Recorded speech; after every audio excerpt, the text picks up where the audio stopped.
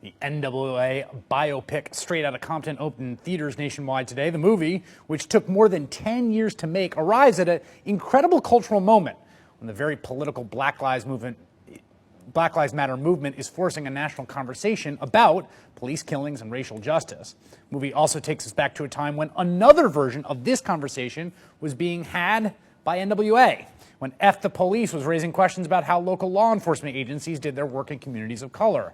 And all this was taking place before hip-hop dominated pop mainstream culture, before Dr. Dre and Ice Cube were household names. And now, both men are very rich and very famous. While Cube is making movies with Channing Tatum and Jonah Hill, Dr. Dre has joined Apple as part of a $3 billion deal to acquire his company, Beats Electronics. Ice Cube and Dr. Dre are about as mainstream as it gets now. So much so that a Hollywood studio decided to make a movie about their group called N-Words with Attitudes. We'll talk about the movie and why it chose to shy away from next. Movies, television, and advertising regularly push the limits of decency, and they bombard our children with destructive messages of casual violence and even more casual sex. When Senator Dole took on Time Warner, he went after a company that's also a big producer of what is called gangsta rap. That's the explicitly profane and violent music of black and white artists. It's very controversial.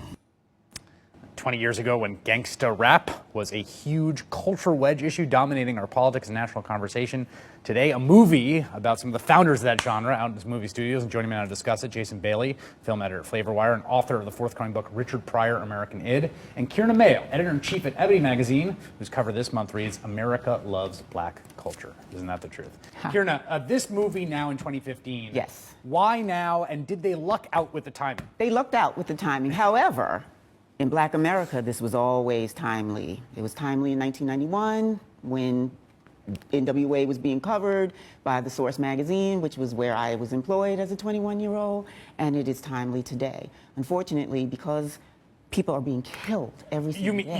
You mean police violence, black folks and police, absolutely, right? Yeah. Absolutely. But there's a national moment right now. I mean, it's remarkable to watch this national moment and then remember that the big song that put them on notice was F the Police, Ice-T, Cop Killer, around the same time. That was like everything was about that. That was dominating American politics 20 years ago. It was dominating American politics entirely. But interestingly, for you to say that it's topical now, right. I guess I just reject that inherently because it's always topical in Black America. It just so happens that there are cameras now, and now you guys can be in on the conversation. Okay, but there's also the fact that I don't think you could have made this movie. I don't think Hollywood would have made this movie 20 years ago or even 10 years ago. Not at all.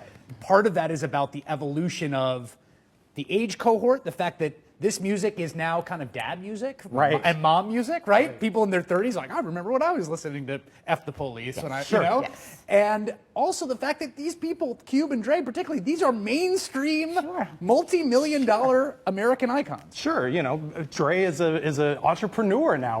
He's one of the richest men in the music industry. Right. Cube is producing, family comedies, and so it's interesting to sort of see that juxtaposition of, the angry, anti-authoritarian young men in the film with the, businessmen who, by the way, produced the film and were very involved in its messaging and in the picture. In the final narrative, right. And Dre obviously has this new album out that sort of tied the release of it. There has been controversy on a variety of fronts about the film, including one thing left out of the film, which is this sort of awful, horrific incident involving a female journalist. Right. Dee Barnes, right. She was a VJ. Remember VJs?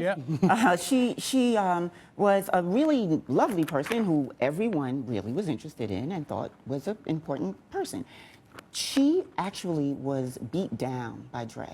And it was violent, and it was a huge conversation in hip-hop, and we all talked about it. Because she had Cube on. Cube, in an interview, Cube said some things that they did not take well to, the remaining members in the band.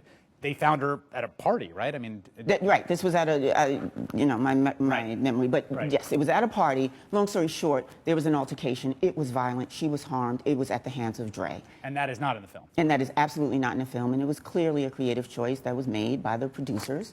And it was unfortunate because it also was a part of their narrative arc that actually could have made the film better. Well, and that's part of the difficulty, I think, the interesting trade-offs in making this film is like being authentic about this, but Sure. this being a big film that you want to get millions of people across Yes. every walk of life in America to come see, how did they pull it off in terms of the film itself?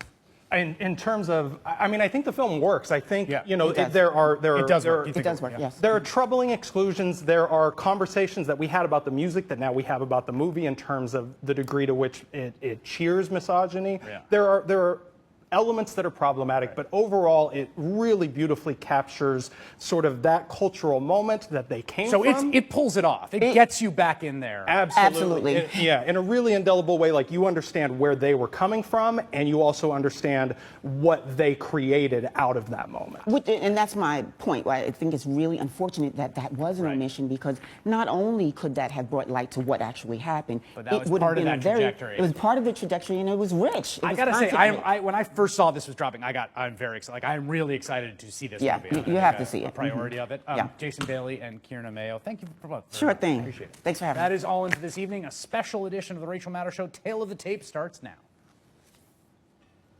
That was painless. Easy breezy.